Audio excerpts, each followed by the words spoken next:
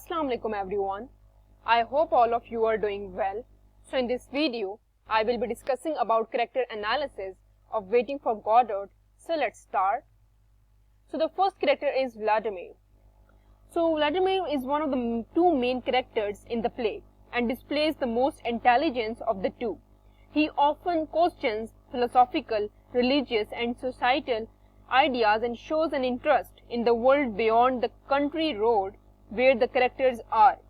Vladimir is a believer in social justice and law and order. He endeavors to defend Astragan from the people who beat him, but he quickly changes his opinion when confronted with the idea that Astragan may have been stealing or trespassing. He also tries to defend Lucky from Pozzo as well. Like all the characters in the play, Vladimir at times has a poor memory. This inhibits his ability to get his point across to Astragan, but you were there yourself in the Macon country, cannot think of the name of man. So these are the lines by Vladimir. One could argue that Vladimir's inability to understand where he is and where he has been has contributed to his lack of decision and variety in his life.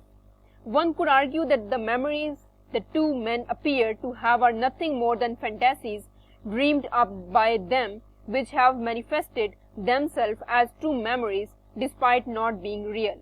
Vladimir has issues with decision making. He is dependent on Astragan for moral support when making decisions, meaning that he is incapable of doing anything without consulting Astragan. His consultation of Astragan ultimately leads to nothing happening. So this is the first character of the play. The second one is Astragan.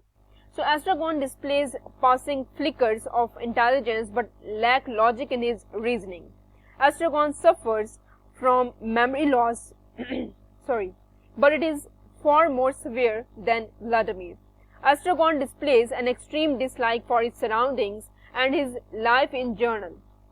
So Astragan also appears to different from Vladimir in the way he approaches human suffering. Astragan appears to relish in the suffering of others because he is not the one in the situation. Astragan approaches to suffering could be as a result of his continued brutal treatment by people in the area who beat him. So this is the second character. The third one is Pozzo. Pozzo is a wealthy, arrogant and cruel. However, he is capable of empathy and kindness. Pozzo is cruel towards Lucky and has an unusual amount of control over him. However, it is dubious as to whether the person in control is Pozzo or whether it is Lucky. Pozzo is social and has a desire to talk to Vladimir and Astragan. Despite them being of a lower social class than them, he said that, "Gentlemen, you have been civil to me." So this is the character or characteristic trait of Pozzo. Personality traits of Pozzo. The fourth one is Lucky.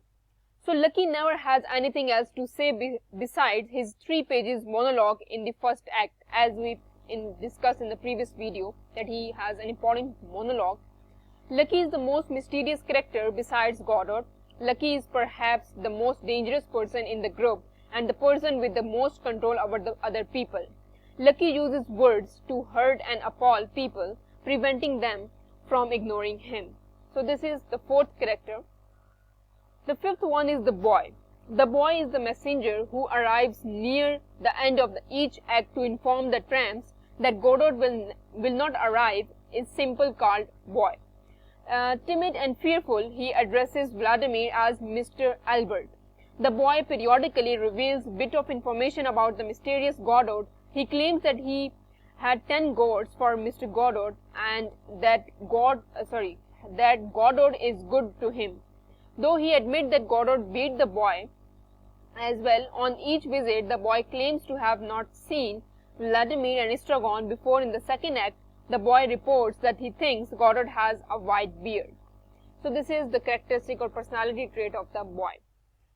So the last character is the Godot himself.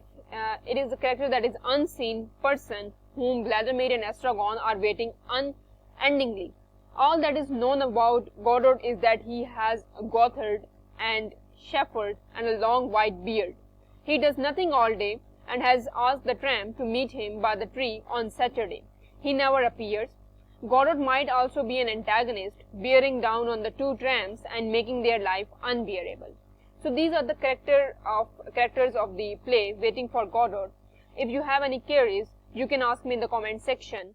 Please like, subscribe and share my channel. Thank you for watching.